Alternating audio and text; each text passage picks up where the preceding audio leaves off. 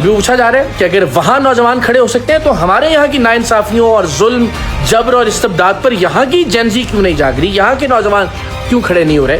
بھائی دنیا کی تاریخ کا کوئی بہت ہی عجیب و غریب سا احتجاج ہے جو اس وقت انڈیا میں جاری ہے, جنتر منتر میں بھی اور انڈیا کے بہت سارے باقی شہروں میں بھی.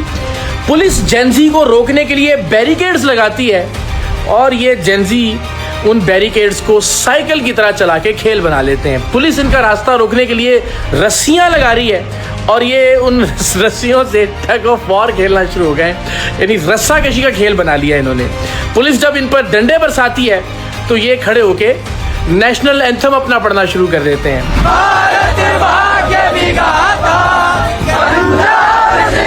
پولیس سے پوچھتے ہیں قریب جا کے کہ جناب وہ آنسو گیس کی یعنی ٹیئر گیس کی سہولت میسر نہیں ہے؟ ایسا ٹیئر گیس کی ویوستھا نہیں ہے. وہاں گانے گائے جا رہے ہیں, نئے نئے نغمے اور ترانے بنائے جا رہے ہیں اور ہم دیکھ رہے ہیں کہ پورا انڈیا اپنی اس جین زی کے اس احتجاج میں ان کی پشت پر ان کے پیچھے پوری طاقت کے ساتھ کھڑا ہو گیا ہے. نہ صرف انڈیا بلکہ پاکستان کے نوجوان بھی ویڈیوز بنا رہے ہیں کہ کاش ہم بھی ان نوجوانوں, ان طلباء اور طالبات کے ساتھ کھڑے ہو سکتے ان کے حق کے لیے. تو یہ سوال بھی پوچھا جا رہا ہے کہ اگر وہاں نوجوان کھڑے ہو سکتے ہیں تو ہمارے یہاں کی ناانصافیوں اور ظلم جبر اور استبداد پر یہاں کی جین زی کیوں نہیں جاگ رہی, یہاں کے نوجوان کیوں کھڑے نہیں ہو رہے؟ تو اس کے لیے ایک بہت بنیادی سا فرق سمجھنے کی کوشش کیجیے.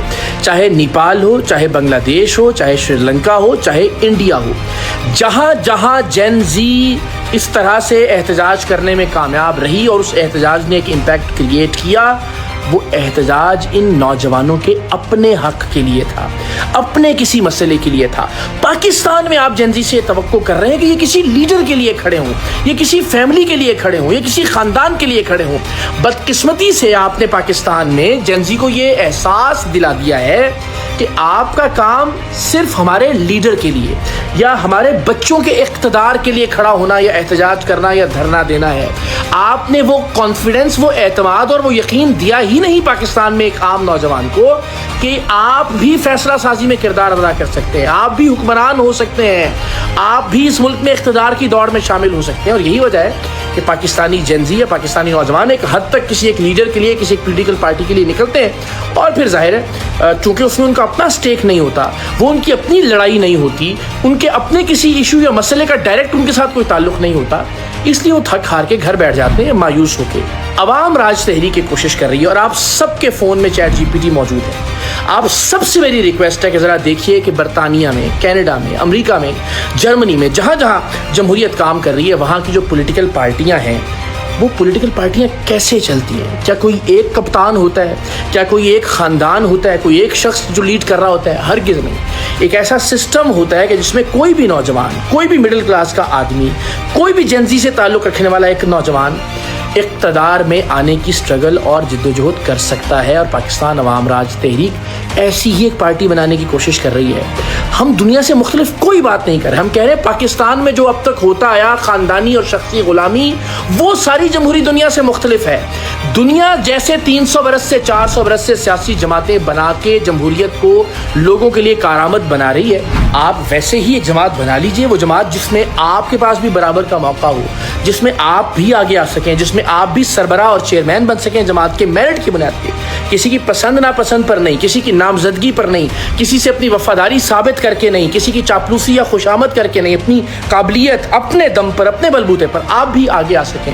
تو جس دن پاکستانی جین زی کو یہ اعتماد دے دیا گیا کہ آپ کا ملک ہے, آپ نے فیصلے کرنے ہیں, آپ برسر اقتدار آ سکتے ہیں اور آپ ہی اس ملک کو لے کر آگے چلیں گے, تب ہر لڑائی اس جین زی کی اپنی ذاتی لڑائی ہوگی. اور اپنی ذاتی لڑائی کے لیے پھر آپ دیکھیں گے کہ اس ملک کے نوجوان کیسے کھڑے ہوتے ہیں اس سسٹم کے خلاف بھی, اس ملک میں اسٹیبلشمنٹ کے خلاف بھی جو کہ برسوں سے پاکستان پر حاکمیت کرتی آئی ہے, اور پھر اس ملک میں نظام بدلے گا. تو آپ کو اگر ملٹری ڈکٹیٹرشپ کا خاتمہ کرنا ہے, اگر اس سسٹم کی ڈکٹیٹرشپ کا خاتمہ کرنا ہے, تو پہلے پولیٹیکل ڈکٹیٹرشپ کا خاتمہ کرنا ہوگا. یہ فیملیز کی اور پرسنالٹیز کی سیاست کو لوگوں کی سیاست بنانا ہوگا. پاکستان کے عام لوگوں کو یہ موقع دینا ہوگا کہ وہ بھی اقتدار میں آ سکتے ہیں, حکمران بن سکتے ہیں, حکومت کر سکتے ہیں. تب یہ لڑائی پاکستان کی ایک عام آدمی کی لڑائی بنے گی. पाकिस्तान का आम आदमी उसे अपनी और अपने बच्चों की लड़ाई समझकर लड़ेगा, पाकिस्तान का एक नौजवान उसे अपनी जिद्दोजहद, अपनी स्ट्रगल, अपनी लड़ाई समझकर आगे बढ़ाएगा, तब कामयाब होगा पाकिस्तान। और तब आपको ऐसे मनाज़िर पाकिस्तान में भी देखने को मिलेंगे।